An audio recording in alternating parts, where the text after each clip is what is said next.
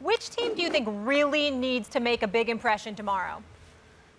I think it's Clemson. I think it's Clemson because they've fallen out of people's minds. After they lost to Syracuse at Syracuse on a Friday night, people just kind of put them in the background and started talking about Penn State, Michigan, Ohio State, and all these other teams. And wait a second, Clemson only has one loss, and they do have a couple pretty good wins. And if they're able to beat a good Georgia Tech team on Saturday night, I think they could. And Kelly Bryant's back. We also need to remember he's a very good quarterback that got hurt the second half of the Syracuse game. So if he's back, they dominate Tech.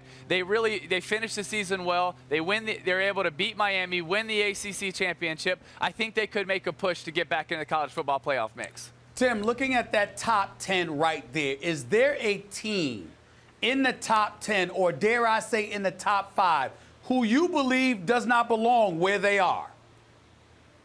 Well, I think right now the top 4 have to be the top 4 because they're undefeated. They look right, everything. But I think the whole thing is going to change by the end of the season. You know, I think we talk about Ohio State, Penn State this week. Penn State is the number 2 team in the country. Rightfully so. They deserve to be there. But they're going to go in to play Ohio State, and I think Ohio State is going to get the win. So we're going to see a change up there. I think Penn State loses. They drop back. Now, what do you do with an Ohio State team? What do you do with Notre Dame? What do you do with Oklahoma, who went to Ohio State and beat them? And now the argument we get into is who is the best team or who is the most deserving team. The more deserving would be Oklahoma over Ohio State because they beat them. But who's playing better right now? Ohio State, especially if they get the win. So that's the argument that that the playoff committee is going to find themselves in, and they find themselves every year. Who's best? Who's most deserving?